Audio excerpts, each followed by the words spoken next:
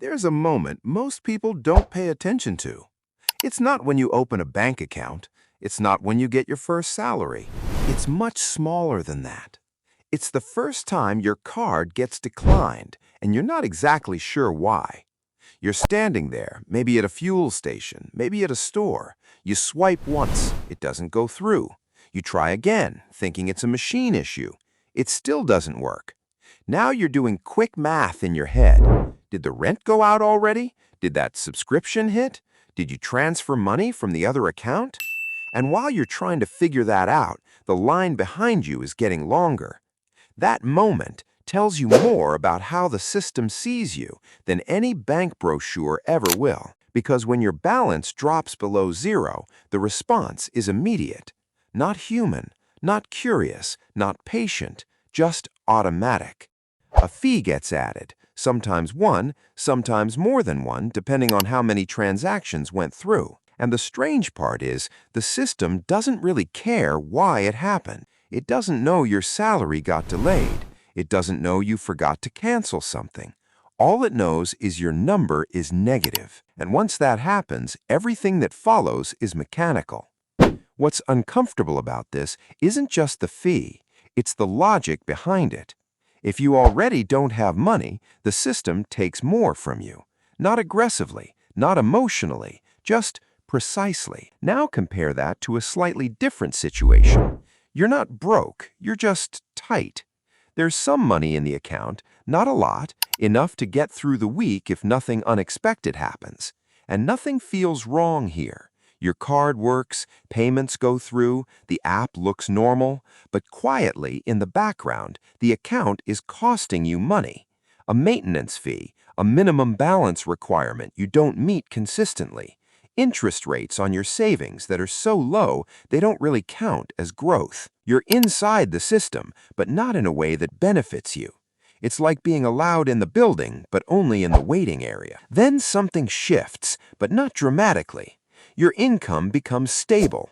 Salary comes on time, the account stops fluctuating unpredictably. There's a pattern now. And the interesting part is, you don't announce this change. The bank notices it before you do. Suddenly, you start seeing things you didn't see before. Credit card offers, pre-approved banners, loan options that weren't available earlier. No one explains why this is happening, but the behavior toward you changes. Not because you became smarter overnight, but because from the system's perspective, you became predictable. And predictability is valuable. Not emotionally, financially. Because now you're not just using the bank, you're generating revenue for it. What's interesting is how subtle the shift feels. You apply for something and it gets approved. Not instantly, but it works. That alone feels like progress. Because earlier, things either didn't exist or didn't go through. Then over time, if you stay consistent, not perfect, just consistent, something else starts to happen. You stop needing certain products. You don't carry credit card balances anymore. You don't rely on short-term loans. You have some savings sitting there, not for a specific purpose, just there. And this is where the relationship changes again. But this time, it's quieter. You log into your app, and your credit limit has increased. No request, no conversation, just increased. Loan rates are lower now, not dramatically, but enough to notice if you compare. And this is where something slightly uncomfortable becomes visible. The cost of money depends on how much of it you already have. When you needed money the most, it was expensive. Now that you need it less, it's cheaper. And no one says this directly, but the pattern is hard to miss once you see it. If things keep improving, if your savings grow, if your investments start building, you begin to notice a different kind of change. It's not in the products, it's in the response. You call customer support, and the wait time is shorter. The person on the other side has more authority. Problems that used to take multiple steps get resolved in one conversation. You don't feel like you're pushing the system anymore. The system starts adjusting to you. And eventually, at a certain level, the interaction doesn't even feel transactional. You have a contact, a name, someone who reaches out, not just responds. It feels like attention, but it's not random. At this point, the bank isn't just holding your money, it's trying to keep you. And this is where the entire picture becomes clear. Because if you look back from that first declined transaction to this point, it doesn't feel like one continuous experience. It feels like completely different systems. Same bank, same app, same building, different behavior. Which leads to a question most people don't ask directly.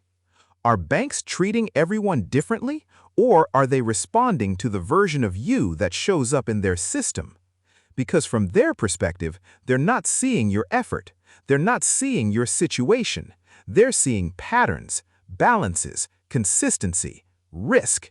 And based on that, they decide how flexible, how fast, how helpful they're going to be. That might sound unfair, but it also explains something important. If the system responds to patterns, then changing your pattern eventually changes your experience. Not immediately, not dramatically, but gradually, and then all at once. And maybe that's the part worth paying attention to. Not just how banks treat people, but what makes them change that behavior in the first place. If this made you see your own experience a little differently, or notice something you hadn't connected before, stay with Kepler Finance.